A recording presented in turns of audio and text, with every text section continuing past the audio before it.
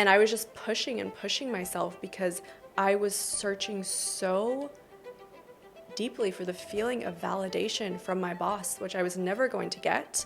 Eventually became very ill, where my face, my neck, everything started breaking out in these severe rashes. You get to a point where you're so low and you're so sick and you feel so awful, your only choice is to then change your relationship with yourself.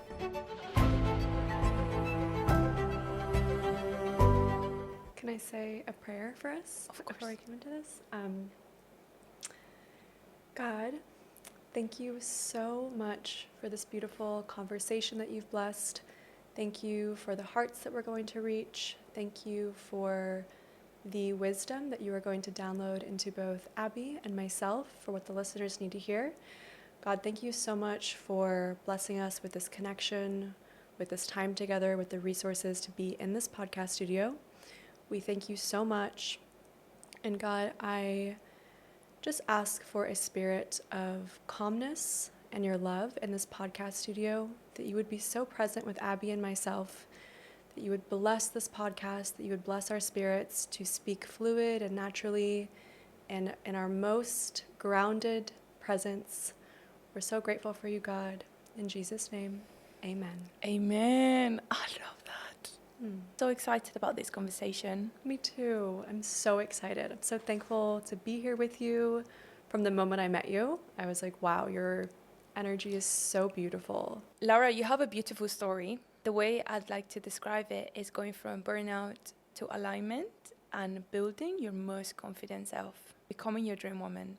So on that note, would you like to introduce yourself to our listeners? I'm so thankful to be here and to be on your amazing podcast and the beautiful work that you're doing for Thank you so much. the collective and everyone who's listening. My name is Lara, and I moved to Bali about a month ago, and I'm so thankful to be here. I had a massive transformation from last year to this year, from going severe burnout, working myself into the ground despite everything looking really incredible on paper, and knowing that I wanted a life where I was still living in a lot of abundance, but I was putting my mental and physical and spiritual health first. So I've been able to make that transition and living a life that I am so excited about. I wake up excited and enjoy every day. And I want to help more people with that transition of going from burnout or a job they don't feel aligned with to feeling confident in themselves to be able to step into a life that is exciting and exhilarating and really joy-filled. Absolutely love that. Could you take us back to, you said that you had a perfect life on paper, but you were sacrificing your physical health, your spirituality as well. How was your life at that time? I used to put so much emphasis on a title and an amount of money that I was making, and I really in the past respected people that had these big job titles, and I thought, oh, I desire that as well. And so I put all of my energy into how can I have a job and a salary that makes me feel valuable in myself. And I can go into that story, but I think from going down this very manifesting this very big career and salary in a very short amount of time to leading 30 people in a team, building a company, starting to get millions of views, making a lot of money. And I shy away from saying that because I never want to sound like I'm bragging, but I more so want to come back to the fact that manifesting all of that within 2 months, which I'll get into how I did that, but then realizing that when you manifest, you need to manifest from a place of thinking about how you want to feel, not the material. I was so focused on the title and the salary and the external that all came in, but it felt horrible. And so then realizing, okay, when I manifest, it needs to come from a place of how do I want to feel in my reality? And then the abundance will always follow. And what was the turning point for you where you were like, yeah, I don't like this. I'm not enjoying my life right now, and I'm not waking up feeling excited. I have to make a change. How was that? How did that all fit into, because you were mentioning that you had on paper all these amazing things, a successful business, a team, you're making a lot of money, which That's important as well. Like, how did burnout come to play at that time for you, and what was the stepping stone for you where you were like, I don't like this? At the end of 2023, I had been solo traveling, living in Mexico, and at the time I was living off savings, just taking time to spiritually really connect with myself. But I was feeling really low because I, at the time, wasn't working, and I was putting so much of my worth in work. And so at that point, I started reading Becoming Supernatural by Joe Dispenza, which is a book that will absolutely change your life. Noted. And I started doing quantum leap meditations every day, where I would visualize myself in my dream reality and the things that I desired to have. And within doing that for about a month and a half, I had a man reach out to me on Instagram and offer me a job at this company he was starting. So we met up, and within like 4 months, I was his first employee. We grew this business to 30 people. It was a TikTok shop business, and at the time TikTok shop was exploding. So if you're not familiar with TikTok shop, it's where you speak about different products on TikTok and sell it through there. And what I loved about the business is that all of our clients had really ethical products. So we were doing non-toxic products, non-toxic clothing, Amazing. non-toxic toothpaste, things that felt really good to promote. And I really wanted to break into the content creation space. And what I had been manifesting was every day I would say, I make 10K a month as a content creator. I didn't know where the money was going to come from, and I didn't know what the job was going to be, but I just kept saying out loud, I make 10K as a content creator. And that happened within 2 months by saying that over and over again. And at first the job paid a little bit less, but then within 2 months it got up to that. So I met the man through Instagram. He was starting a TikTok shop business, and started creating ads for our different clients that he had gotten. We started growing the company, hiring different creators. I was training all the creators on how to do the ads.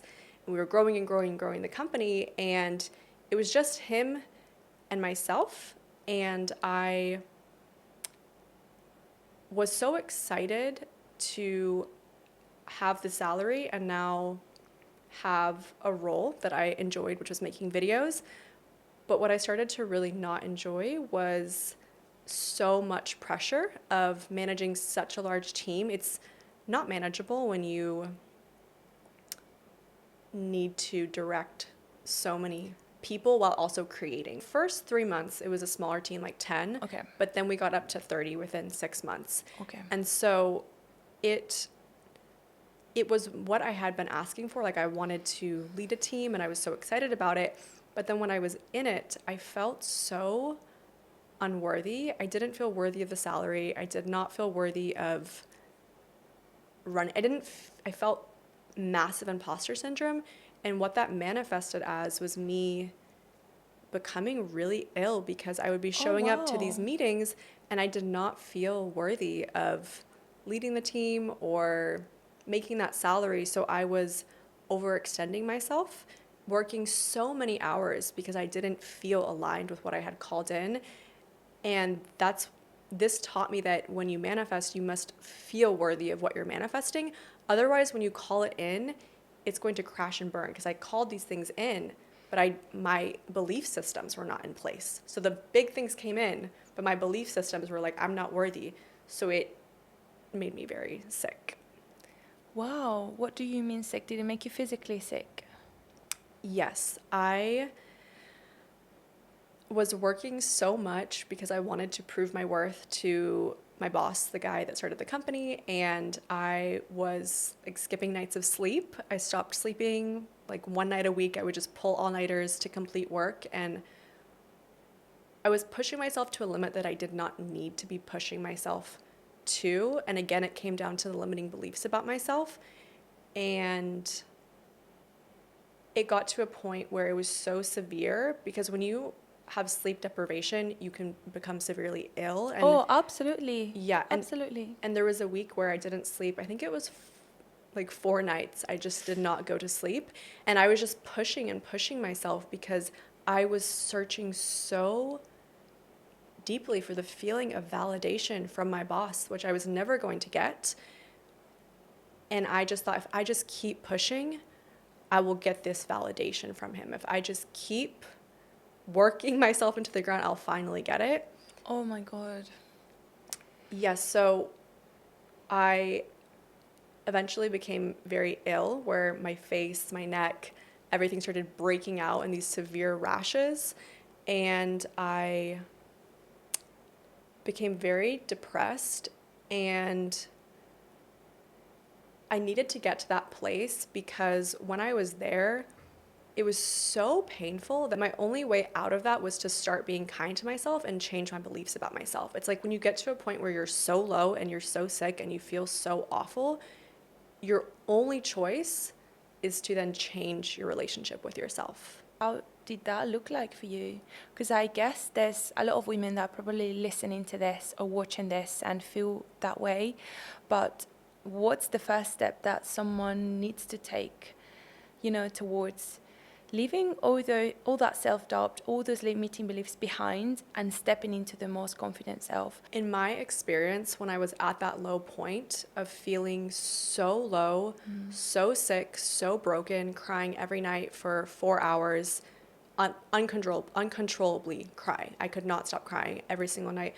What got me out of that to a place of starting to move up and up and build my self-confidence and build my self-worth was to finally start speaking kindly to myself. There was a moment when I was so upset one night and I realized, okay, I need to be there for myself right now. The reason why I'm laying on the bed crying is because of the way I'm speaking to myself. The reason why I am unable to stop crying is because my limiting beliefs are saying, you're not enough, you're not doing enough.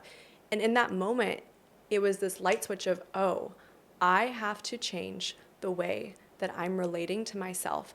I have to change the way that I'm seeing the value that I'm bringing to this company that I'm at. And everything started to shift from there. And I remember just hugging myself and being like, you are so strong. You're going through so much. I love you. And just being with myself. And it was this first moment of feeling love for myself. Do you have any tips for someone that's listening to this right now and they just feel a bit lost right now? They just feel like imposter syndrome is probably not letting them enjoy their job or the business they've built, and they're just constantly doubting themselves and constantly putting pressure on themselves to prove their worth to everyone else. What advice would you give to those women, things that they can start doing today? One thing you can do to really improve your self-worth and to start feeling more confident, which is what I did after that really low place, was to start changing the ways that I spoke to myself. So before going into a meeting or before a presentation, really hyping myself up and really reminding myself of my worth, writing it down, taking time to write down everything that I had done, my accomplishments.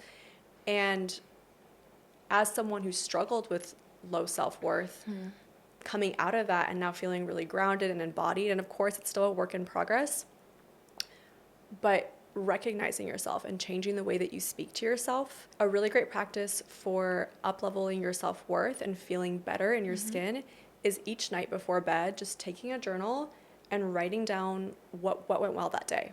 What went well that day? What did you do that day that you're proud of yourself in? And just those tiny little micro actions each night, it builds this confidence over time and it compounds. And people don't realize that just doing a little bit of self-gratitude each night can make the biggest difference for how you feel in yourself.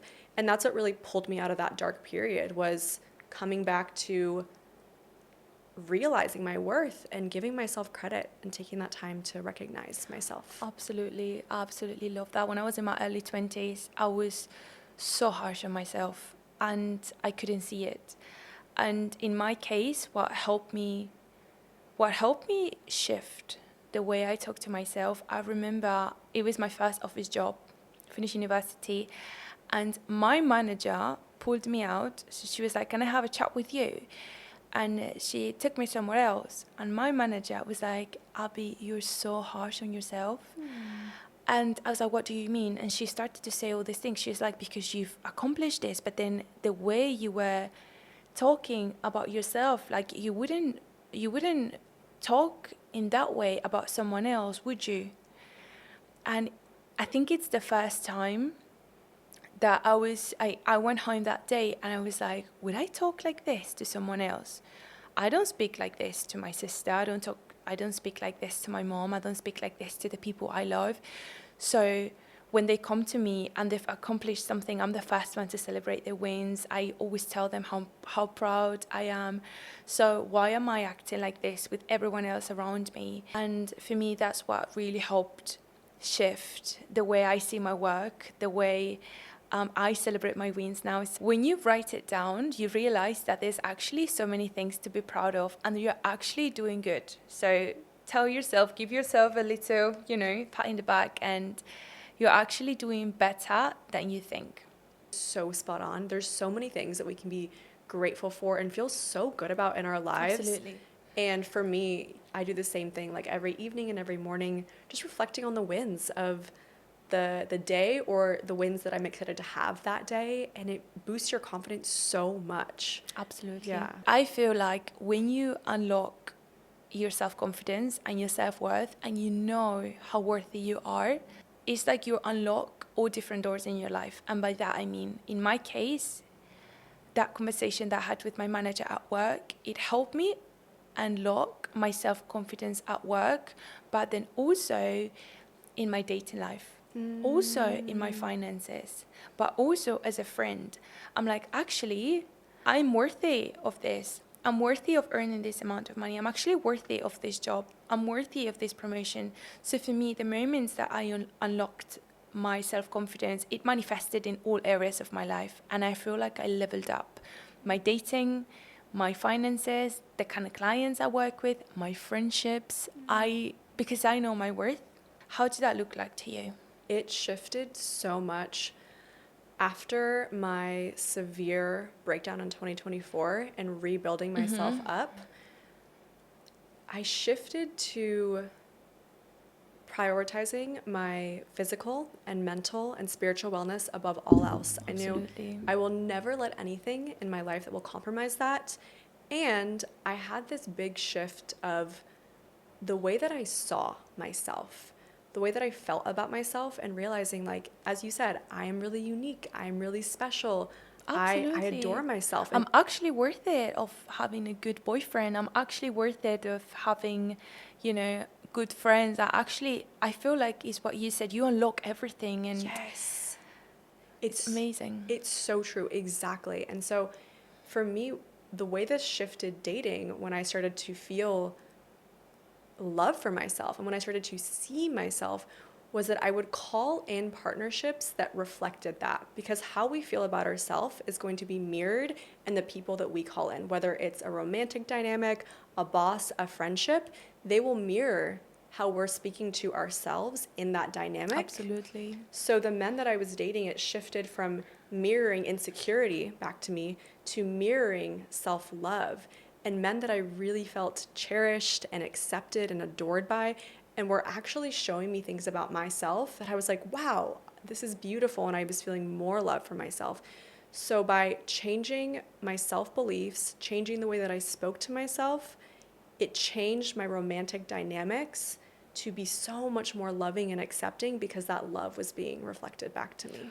Absolutely love that. And I always tell my girlfriends, because when they share with me their horror story times with dating and meeting men, I feel bad saying this, but I always tell them I can't relate. I feel like those stories happened to me when I was in my early 20s, and I felt a little bit lost and I didn't know my worth, and I was attracting those kind of men. Yeah. But I feel like now that's just not my story. The kind of guys I date, I generally have nothing bad to say about them. Like when we stop dating or we decide to leave the relationship, it's either because long distance and one of us decides to go traveling for it. It's things that are kind of, I'm not going to say superficial, but that are not things like, oh, I don't like the way he treated me, or I don't like because he kept disrespecting me. That's just not my story, and that's just not my case. And I generally feel like any woman listening to this right now, if you feel like you keep attracting the same kind of man again and again and again, and it's a kind of man that he just doesn't respect you. He doesn't respect you, and you know you deserve better, but you're probably afraid to be alone, so you decide to give them a chance, and it's a vicious circle, right? What advice would you give to those women? Why do they keep attracting the same kind of man, the same relationship, and how can they break from that circle?